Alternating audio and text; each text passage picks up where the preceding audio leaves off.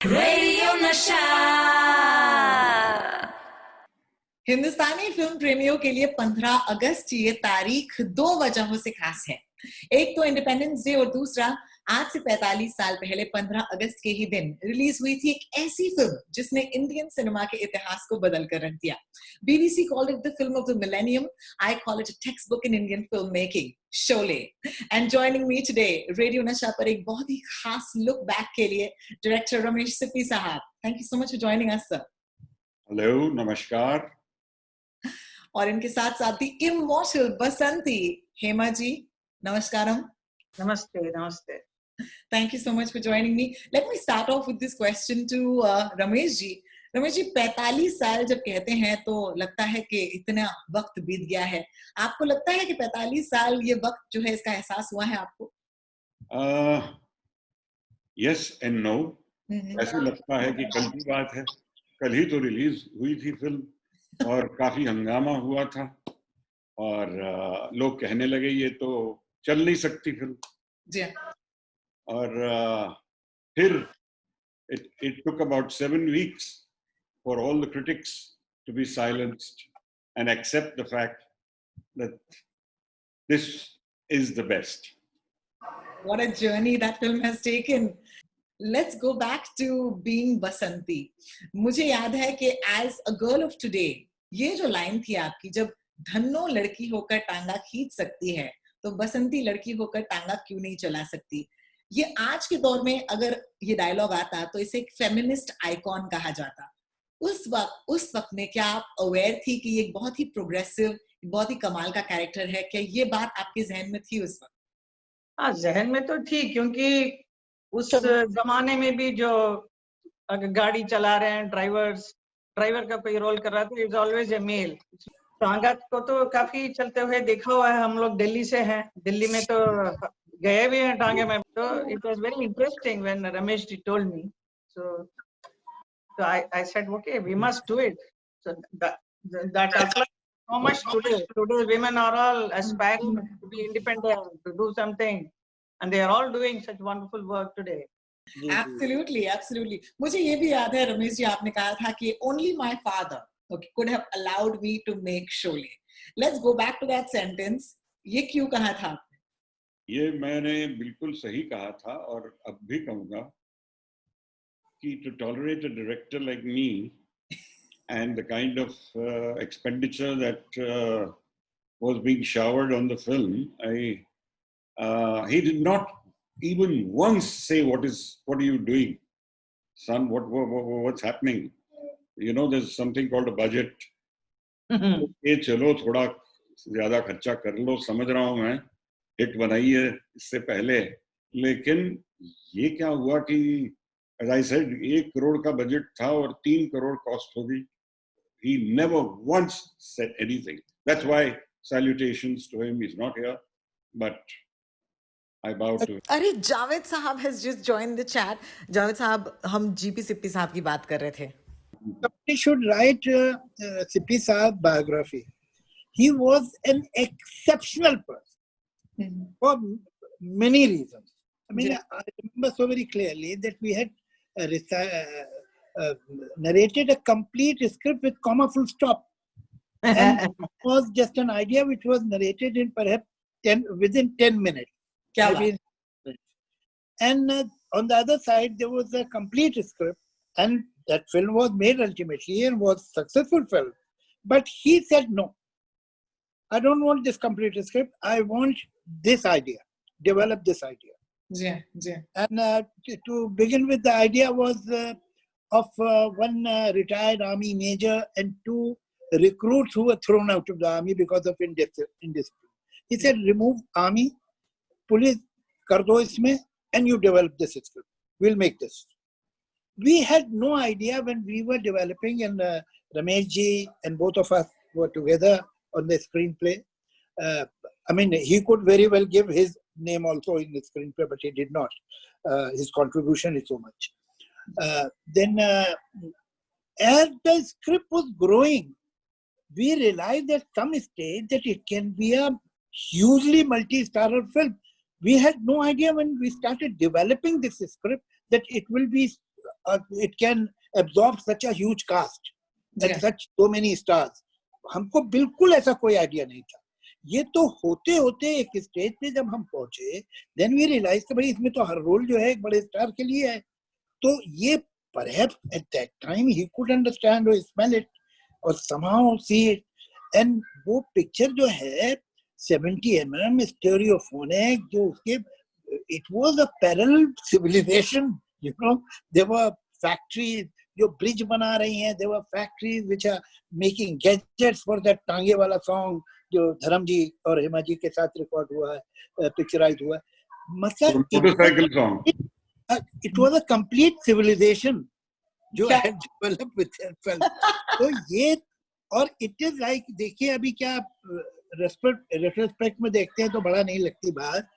It is like today somebody making a film with a budget of say 400 crore.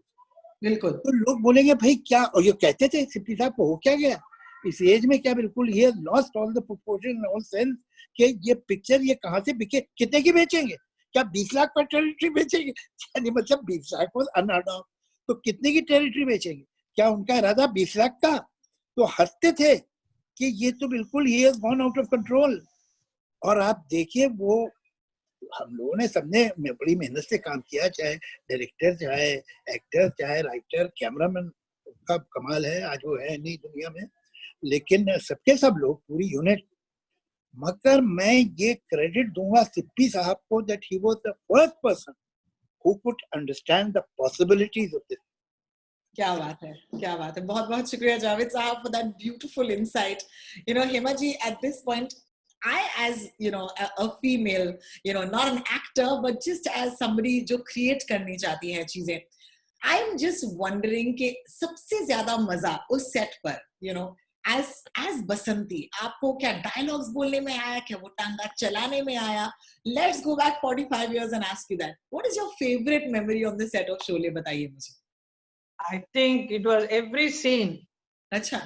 I must tell you, first I was little wondering कि when I went for the shooting in Bangalore, the dialogue अभी तक नहीं दिया मुझे, dialogue दे दीजिए, because I know the character non-stop बोलती है. But मैंने सोचा कि शायद बीच में रुक के shot ऐसा लेंगे, you know, so it is comfortable for me. But जब dialogue दिया गया, it was some 1 or 2 page का एक दिया, एक साथ में मैं बोल रही हूँ. I got little worried, so I asked Ramesh ji ये कैसा. Then जावेद जी आकर मुझे, मैंने बोला आप बताइए कैसा बोलना. So he told me the way he was, you know, because he has written it, so he spoke it so well, so nicely, फटाफट. So I said ये तो मुझे भी करना पड़ेगा. How do it? So I was a little nervous in the first day. And once I caught it, then it automatically started flowing very easily. There was no problem for me because it is linked with one to one. एक के बाद बराबर आता है circle में.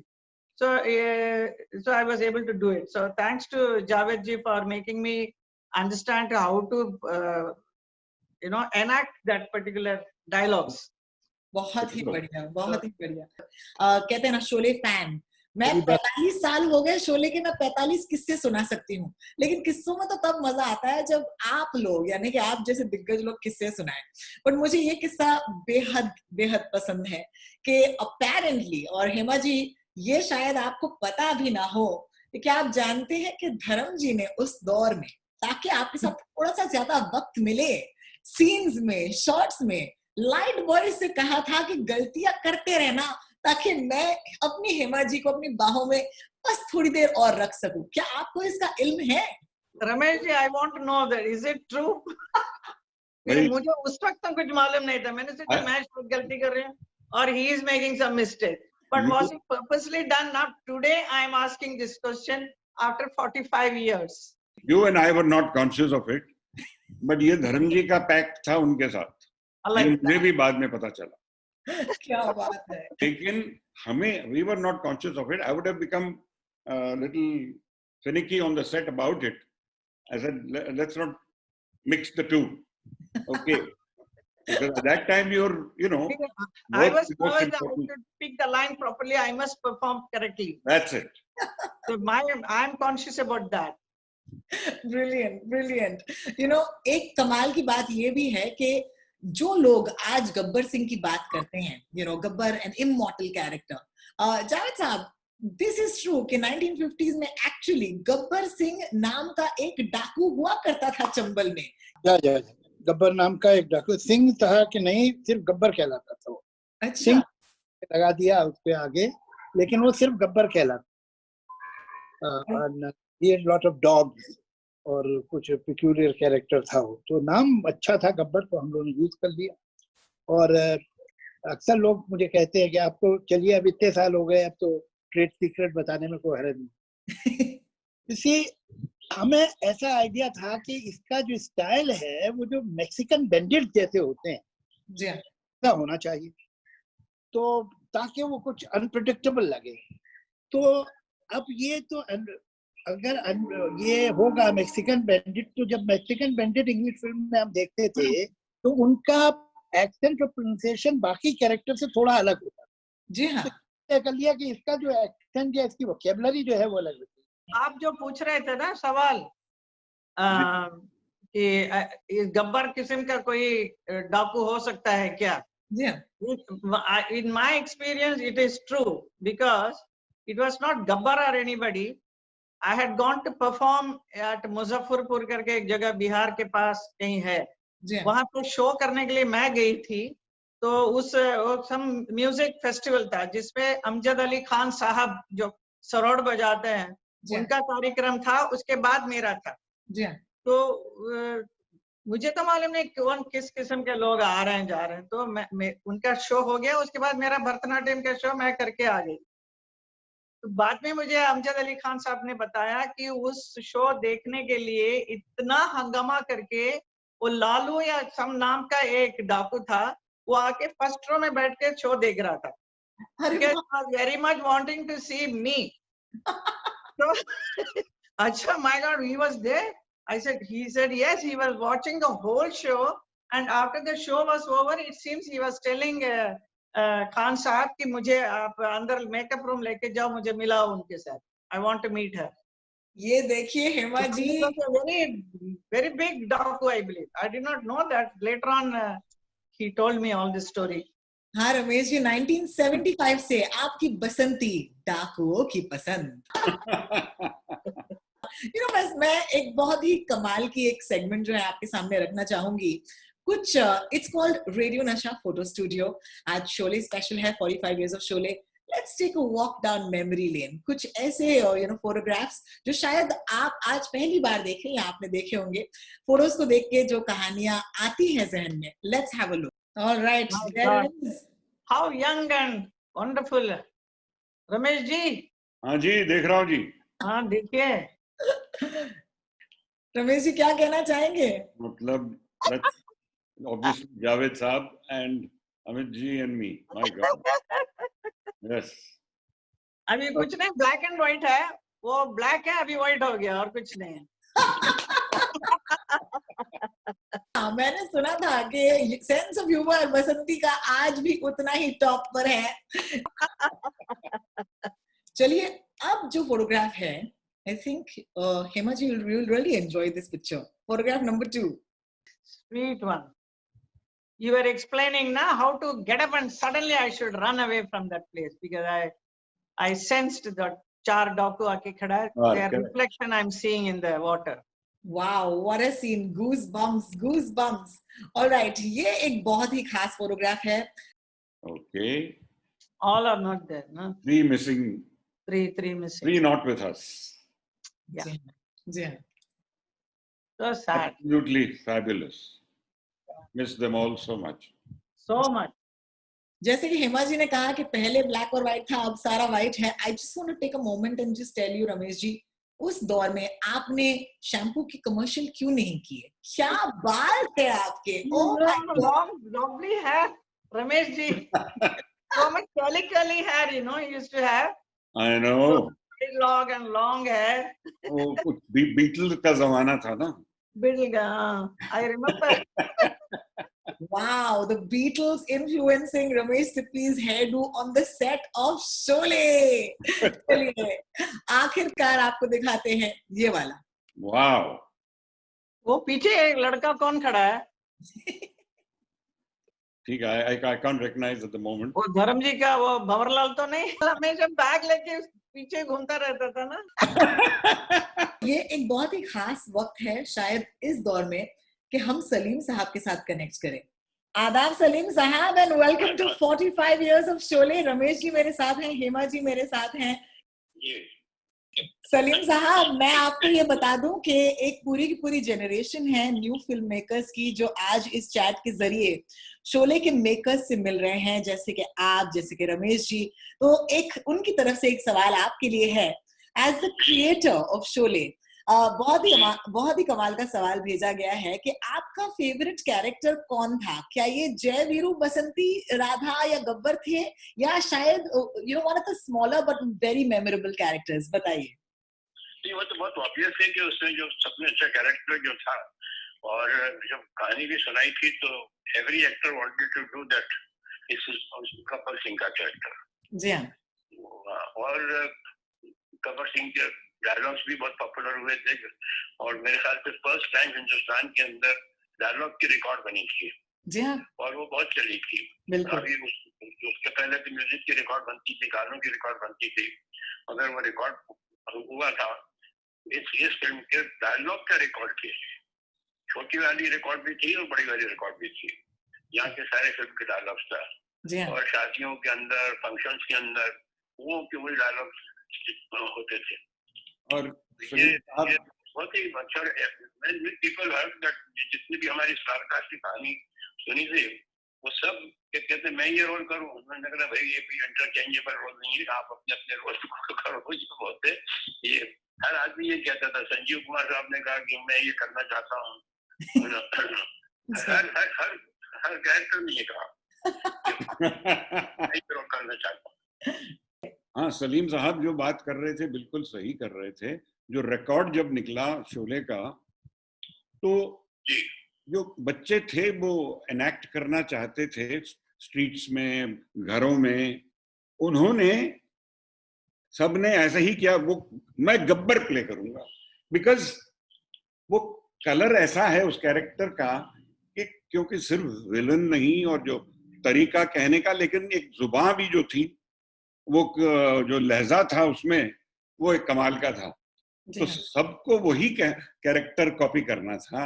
और वही, and you know the mesmerising effect it had on audiences, कि वो लोग सब रिकॉर्ड सुनते थे सारे characters, and then would go back into the theatre to see it. बिल्कुल. They see it there, then they want to come back and listen to it. बिल्कुल. So, I don't know. The record had also a very big part to play in the repeat value and the madness the film created at that time. Hema ji हमारे साथ है, सलीम साहब, और इनका एक तकिया कलाम था शोले में, और वो था यूकी. ये कौन बोला? ये सारे की सारी लड़कियां 45 साल से कोई भी ऑडिशन हो, बसंती बनकर ही ऑडिशन देती हैं. क्या? हाँ बोलिए. अभी भी कोई लड़की ज्यादा बात करती है तो मैं पूछता हूँ उससे, तुम्हारा नाम क्या है? बसंती. सलीम साहब, आई थिंक ये एक सवाल जो है बहुत ही प्यारा सवाल है, क्योंकि आप दोनों, सलीम जावेद, और आपके ऑन स्क्रीन मेरे हिसाब से ये मेरी इंटर रीडिंग है कि एक जय और एक वीरू. तो आप जय की तरह थे या आप ज्यादा वीरू थे? बता दीजिए हमें. नहीं, वो तो दो कैरेक्टर जो है वो एक ही ऑलमोस्ट दोस्त है वो. हाँ जी. दो जिस्म एक जान है. जी हाँ, जी हाँ, जी हाँ. बिल्कुल बिल्कुल बिल्कुल. सलीम साहब, आज अगर मैं आपसे पूछूं कि शोले ने आपको क्या दिया, तो आप क्या कहेंगे? शोले ने हमको पैसे उसके बाद हमारी प्राइस में जंप आया. 1 से 10 में चले गए थे. 1 से 10 में चले गए थे. वेल, जाहिर सी बात है, आज ये हमारा जो लुक बैक है आपके बगैर इनकम्प्लीट होता सलीम साहब, लेकिन आपने हमें वक्त दिया और हमारे साथ ज्वाइन इन किया. बहुत बहुत शुक्रिया. The Ramesh Sippy Academy of Excellence in Cinema and Entertainment. यहाँ से the future filmmakers have a question for Hema ji as well as Mr. Ramesh Sippy. Alright Nikhil, क्या पूछना चाहेंगे हेमा जी से? Go for it. जी नमस्ते हेमा जी। जब आपने पहली बार जब शोले सुनी तो आपको टांगा भी चलाना था, एक्शन सीन भी करना था, टूटी बोतल पे नाचना भी था। So what was your first reaction? आपका पहला थॉट क्या था आपके दिमाग में शोले के लिए? जब मैं एक बात कहती हूँ, जब रमेश जी ने आके मुझे ये कहानी सुनाई थी, पहले शोले से पहले मैंने 2 फिल्म कर चुकी हूँ उनके साथ, अंदाज एंड सीता गीता। तो उसमें it was a very female oriented characters थे। मुझे लगा कि and he is telling me these are the so many artist are there and your role is this, you are the heroine. And then मैंने बोला heroine मेरा इतना छोटा सा रोल क्यों है? I said my role is very small because I have done very big role with him, double role सब करने के बाद इतना सा छोटा सा एक रोल मैं कैसे कर सकती हूँ? मैं ये क्या you decide, you will miss it, yeah, just do it, because he will always instruct me to do that. I said ठीक है, मैं कर लेती हूँ, करती हूँ. Then I realized what it was, and then how I did, and how it would have been if I missed it, if I had not done it. And I remember one more thing. Once this picture was released, we were talking about the release. So Ramesh ji always after the film releases, he used to come and give me the report ki kya kaisa chal raha hai. You know, you remember Ramesh ji, Sita Gita ka Andaz, it's a big hit, this, that, everything like that. And because Sholay में हम लोगों ने सबने बहुत मेहनत की. एक साल तो हम लोग almost we were in Bangalore. We did so much hard work, and it was a wonderful experience being there shooting for this film, continuously concentrating only on one film and doing. And then जब release हो रही है तो excitement तो था सबको. Like how the audience were reacting, similarly even I was not able to react when I saw the film trial जो दिखाया गया था. मुझे भी समझ में नहीं आई बात. I'm just quiet. Then release के बाद रमेश जी आके बोल रहे हैं ऐसा सर हिलाया. I was shooting in Rajkamal studio. Remember Ramesh ji? You came there to tell me the report is back.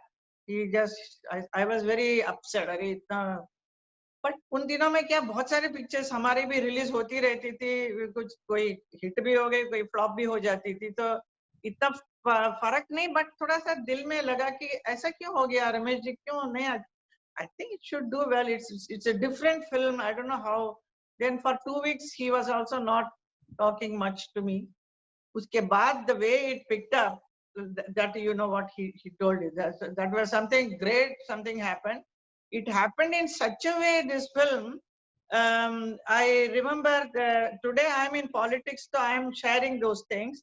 Many of the politicians of today, उस जमाने में वो भी यंग थे ना. जी हाँ. इतने साल पहले की बात है. तो कई लोग मुझे बोलते हैं इमरजेंसी के time, you remember Ramesh ji, उन दिनों में इमरजेंसी भी हुई थी रिलीज के कुछ दिनों के बाद. Indira Gandhi before the release बहुत सारे हमारे बीजेपी के जो लीडर्स हैं उन सबको अंदर कर दिया गया था. और कुछ लोग छुपने के लिए पुलिस से, they all used to go and sit in the theater. Sholay देख रहे हैं. I saw Sholay, it seems 18 times, 20 times, so many people have seen. And they started enjoying, उनको तो मजा आने लगा. पहले तो छुपने के लिए, उसके बाद they repeatedly, whenever there is anything, they'll go inside the theater and watch the film. That's what they all used to say. So many of them, you know. So that became the craze, of course. So many people, हमने 40 बार देखा, 50 बार देखा, ऐसा सब लोग बोलने लगे. तो हमें भी लगा कि ऐसा क्या है इसमें. Then of course you also start enjoying, you know. And dialogue को तो रमेश जी ने ही बोला था कि पहले ये क्रिटिक लोगों ने इतना इसको डाउन किया कि they said कि इतना लंबा, very long film, so cut the dialogue, इतना नहीं चाहिए, scenes काट दो, ये काट दो. So I think Ramesh ji cut off many of the scenes. Yeah. You know.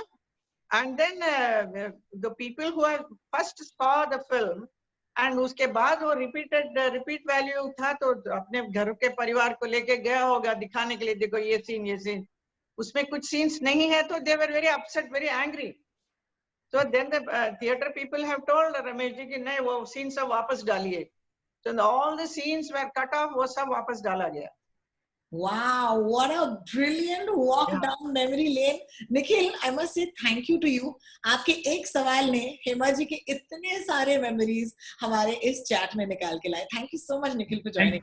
Hema ji, ये सवाल मैंने सलीम साहब से भी किया, तो आपसे भी करना चाहूंगी इससे पहले कि आप यहाँ से जाएं. कि शोले ने आपको क्या दिया? देखिए, ये दिया कि ऑफ कोर्स नाम शोहरत तो मेरा है ही, भगवान का दिया हुआ, लेकिन I am always recognized today as Basanti. जी हाँ. अब आज भी कहीं पे स्टेज पे कहीं बुला रहे हैं तो she is the actress who acted in Sholay, you know, that is, though I have almost worked in 200 films today, I have to my credit, but Sholay is very important. Sholay का नाम लेके, बसंती का नाम लेके, एक समय ऐसा आ गया था कि मैं कहीं पे भी बाहर जाऊं तो मुझे लगा कि मेरा नाम ये लोग भूल रहे हैं. मेरा पर्सनल नाम Hema Malini is going somewhere behind and Basanti is coming more in front, you know. Basanti के नाम से सब बुलाने लग गए. जी. ये यहाँ तक दिस वाज द परिवर्तन हुआ मेरे साथ. Sholay has given me so much name and fame. So thanks to Ramesh ji, that day when I said Ninkine, then you said no, you have to do it. So I agreed, I accepted it. So अगर आप उस वक्त बोलते अच्छा आपको ठीक नहीं लगता तो रहने दो, you know, not that. I have always confidence in him. He will always say you do it. So I always listen to him. So thanks to Ramesh ji for making me do this film. बहुत बहुत शुक्रिया Hema Thank ji. you, ma'am. Yeah. You're welcome. हमें join And- करने के लिए बहुत बहुत शुक्रिया. Thank you. Thank you. Thank you Nice. for being with us. Yes. अब चलते हैं एक ऐसे इंसान से कनेक्ट करने के लिए जो कहते हैं ना कि डेफिनेटली शोले के वन ऑफ द जानस हैं. अब तैयार हो जाइए. अटेंशन, अब हमारे साथ जुड़ने वाले हैं अंग्रेजों के जमाने के जेलर असरानी साहब on a very very special phone call. मुझे बुलाया गया उनके ऑफिस में, तो वहाँ पर मैंने देखा सलीम और जावेद दोनों राइटर्स बैठे हुए हैं. जी. तो जावेद साहब ने 2-4 पेज निकाले, सीन निकाला, तो सुनाना शुरू किया उन्होंने कि हम अटेंशन, हम अंग्रेज़ों के ज़माने के जेलर हैं, ये हैं, वो हैं, वो हैं. वो सुनते सुनते मुझे लगा ये तो समथिंग डिफरेंट है. फिर उन्होंने समझाया कि देखिए ये फिल्म के बीच में आता है और इम्पोर्टेंट कैरेक्टर है ये, और कैसे ये दो जो हीरो हैं जय और वीरू वो आपको बेवकूफ़ बना के चले जाते हैं. तो बेसिकली ये कैरेक्टर ऐसे लगता है अंग्रेज़ों के ज़माने का, मगर थोसला है कैरेक्टर, बेवकूफ़ टाइप है. एक बहुत ही कमाल की स्टोरी है जहां पर शोले की सक्सेस पार्टी हुई थी, लेकिन आप वहां पर नजर नहीं आए थे. ये शोले की पार्टी में किसी ने बुलाया नहीं हमको, बिकॉज उनको लगा फिल्म चलने वाली तो है नहीं. अच्छा. हाँ बिल्कुल नहीं. और 2-3 हफ्ते तो लोगों ने बोला ये छोले है, छोले छोले भटूरे. और you will be surprise to know that एक मैं फिल्म की शूटिंग कर रहा था महबूब स्टूडियो में. उनके सामने घर था अमजद खान साहब का, गब्बर सिंह जो हैं. तो लंच में मैं उनके घर पर चला गया, तो अकेले बैठे हुए थे.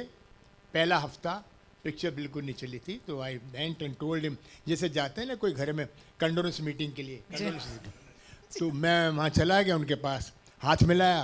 वो बेचारे बैठे, 1 घंटे का टाइम था मेरे पास, लंच ब्रेक था.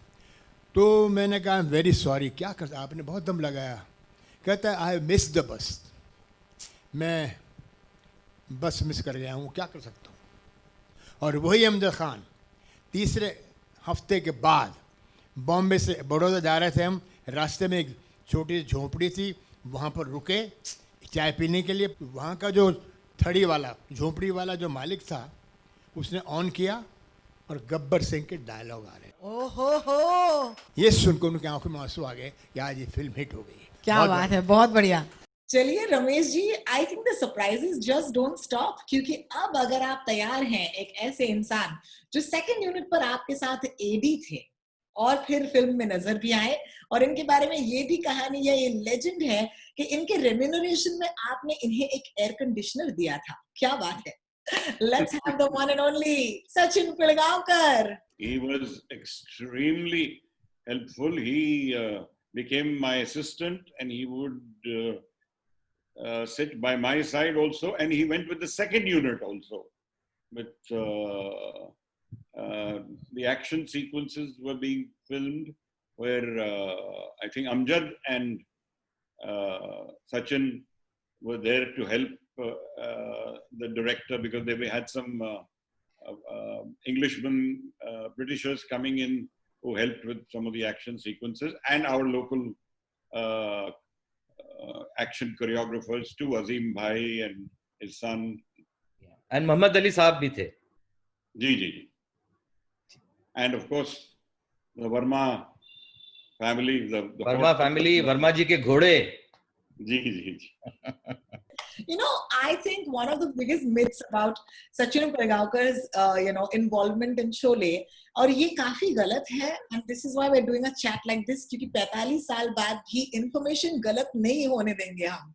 ये कहा गया है कि आपको remuneration में, यानी कि, as a fee, एक क्या बोलते हैं, एक रेफ्रिजरेटर दिया गया था. नहीं है कि गलत है. वो क्या था कि 14th रोड खार के ऑफिस में मैं गया था, मुझे अभी तक याद है, और वहां पे देखते ही रमेश जी ने सिटिंग रूम में वो बैठे थे, तो मैं गया था, तो झट से खड़े होकर मुझे गले लगा लिया उन्होंने और बोला कि तुम काम कर रहे हो इस फिल्म में, मैं एक छोटी सी फिल्म बना रहा हूँ जिसका नाम शोले है.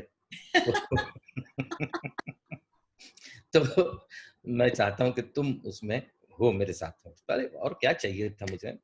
और बाकी हमने कहा कि हम पैसे वैसे नहीं लेंगे, जो कि प्रोडक्शन मैनेजर के साथ जो भी बातें हुई थी. तो रमेश जी तक वो बात पहुंची कि भैया ये पैसे नहीं मांग रहे हैं या पैसे नहीं ले रहे हैं. तो रमेश जी ने कहा कि ठीक है, वो मैं देख लूंगा बाद में क्या करना है उसका. तो अल्टीमेटली मुझे उस फिल्म के लिए रमेश जी ने मेरी जिंदगी का पहला एयर कंडीशनर गिफ्ट किया था. फेडर्स लॉयड नाम के कंपनी का मेरी जिंदगी का पहला air conditioner box AC Ramesh ji ने मेरे घर पे भेज दिया था, और वो मैंने घर पे पहली बार लगाया. वो दिन है, आज का दिन है, मैं एसी के अलावा सो नहीं सकता. ये एसी नहीं, आशीर्वाद था, ये कहूंगी मैं. हाँ. रमेश जी, आपके लिए खास एक बहुत ही प्यारी फोटोग्राफ जो है सचिन साहब ने मेरे साथ शेयर की है. Very nice. But you know that ये जो मोमेंट है ये फिल्म में नहीं है. जी हाँ. It was edited out of the film. जी हाँ. We did shoot it, but I think we edited it finally. Am I right, Sachin? जी, बिल्कुल. और उस वक्त बीइंग एन एक्टर मुझे बहुत बुरा लगा था, बहुत दुख हुआ था कि मेरा एक सीन जो था इम्पोर्टेंट वो कट गया. लेकिन बाद में कई सालों बाद जब मैं एक डायरेक्टर बना, तब मैंने उसी चीज को बहुत सराहा. जी हाँ. लेकिन आप हमें बता सकते हैं कि ये सीन जो था, इस सीन में मैं देख रही हूँ गब्बर सिंह है और अहमद हैं और उनके गुंडे खड़े हैं. क्या हुआ था इस सीन में, याद है आपको? Yes, this is the scene जहाँ पे वो कैप्चर करके इसको लाते हैं, and of course he executes it. But उसी वक्त कुछ ऐसा लगने लगा कि एडिटिंग पे जब बैठे फाइनली, तो वो बात सही हो गई कि इस सीन की जरूरत नहीं है. क्योंकि when that is crawling on his hand, the मकोड़ा, तो उसको जब गब्बर ने मसल दिया या destroyed him, so it was understood he's no more. He will not exist. And Gabbar has decided he will not exist. And that's what he became a director. Sachin, of course, also became a director and very successful, highly successful director. He's probably done more films than I have. So he understood later on, as he said, the value of editing. Sometimes it makes a scene better. It makes the overall film also better when you have cuts like this. बिल्कुल. जी. छोटी सी चीज रमेश जी से पूछना चाहूंगा, जो इसलिए कि मतलब ताकि लोगों को ये पता चले कि शोले में अगर हम देखें तो 95% से थोड़ा ज्यादा ही जितने भी सीन्स हैं सारे आउटडोर में शूट किए गए. Sholay is an outdoor film. Sholay is not an indoor film. मतलब गिने चुने सीन्स इंडोर के, जैसे ठाकुर की हवेली के अंदर के, करेक्ट, वो मतलब ऐसे गिने चुने सीन्स, हाँ. इनको अगर आप छोड़ दें तो सारी फिल्म जो है वो आउटडोर पे है जी। तो ये सब कुछ जो हुआ वो आपने पहले ही सोचकर वो लिखवाया गया था आपने ये था आपके दिमाग में था आपके जहन में था कि ये मैं आउटडोर का ज्यादा इस्तेमाल करूंगा नहीं ऑन पेपर ऐसी प्लानिंग तो ऐसे नहीं कि बिल्कुल लकीर लिखकर ऐसे फैसला किया गया था बट जब वहां थे हम लोकेशन पे तो ऐसा लगा कि जितना हम आउटडोर में करेंगे उतना अच्छा लगेगा और जैसे जैसे सीन शूट करते गए it became apparent कि it will be possible to do that outdoor film है पूरी आउटडोर की फील हो तो अच्छा है only where necessary we went inside पहली फिल्म थी 70 mm की हाँ और उस वक्त स्टीरियोफोनिक साउंड सिस्टम था इस वजह से पहली बार डबिंग हर एक्टर का अलग ट्रैक उस वक्त तक डॉल्बी नहीं आया था और फिर भी सचिन साहब जरा सोचिए जब मिनर्वा सिनेमा में कॉइन टॉस हुआ तो जो ऑडियंस की थिएटर्स में वो अपने सीट के नीचे देखने लगी कि भाई ये जो कॉइन है क्या हमारे सीट के नीचे गिरा देखिए साहब देखिए क्या है शोले का और कॉइन का बहुत गहरा नाता है बताइए ना जब तक शोले है तब तक वो कॉइन देती ही रहेगी क्या बात है और वो शोले के कॉइन की आवाज चाहे उस सीन में नजर आए या सुनाई दे या ना दे शोले का नाम आपने सुना तो बस कॉइन की आवाज आपको सुनाई देती ही रहेगी जिंदगी भर क्या बात है शोले में जिन लोगों ने जिन लोगों का क्या कहते हैं सौभाग्य है कि वो शोले का एक हिस्सा बन पाए हैं कोई भी देखिए अनसक्सेसफुल नहीं रहा है आप अगर गौर से देखें बिल्कुल बिल्कुल और इसका श्रेय मैं उनकी काबिलियत को तो दूंगा ही दूंगा लेकिन साथ साथ शोले की पॉजिटिविटी को भी दूंगा wow Ramesh ji I think that this is a beautiful sort of कहते हैं ना कि कॉम्प्लीमेंट जो शोले के सेट को दिया जा रहा है उसके मेकिंग को दिया जा रहा है क्योंकि ये चीजें जो है ये सिर्फ लोग इंश्योर कर सकते हैं कि ये बना रहे लोगों का जो मोराल है वो बना रहे wonderful to recollect all these things क्या बात है क्योंकि आप दोनों हमारे साथ हैं आई थिंक बनता है कुछ ऐसे लोगों को याद करना I will start with of course Soorma Bhopali Jagdeep साहब जिनको unfortunately we just lost him very very recently and I just hope and pray that he's watching us right now and he's smiling and वो हमें अभी भी अपना आशीर्वाद दे रहे हैं तो उनके लिए एक श्रद्धांजलि के दौर में मैं डेफिनेटली मेंशन करना चाहूंगी one of my favorite people from the industry जिन्होंने हमेशा मेरा फोन उठाकर कहा हाँ रोहिणी बोल I'm talking about the one and only Viju खोटे साहब okay somebody who I love dearly जो आज हमारे साथ नहीं है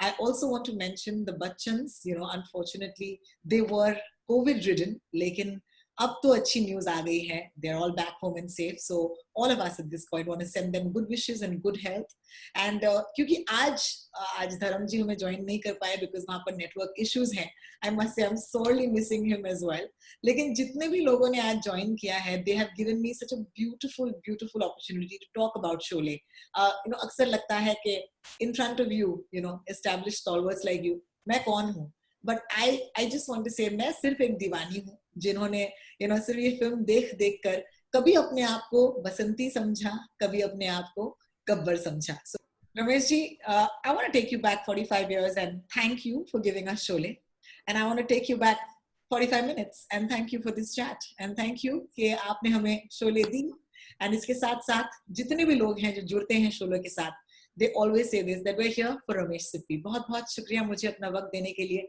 रमेश जी आई होप कि आपको भी आज अपनी फिल्म के बारे में probably for the 100th time बात करके मजा तो आया होगा always Sholay will always be evergreen so talking about Sholay is always a pleasure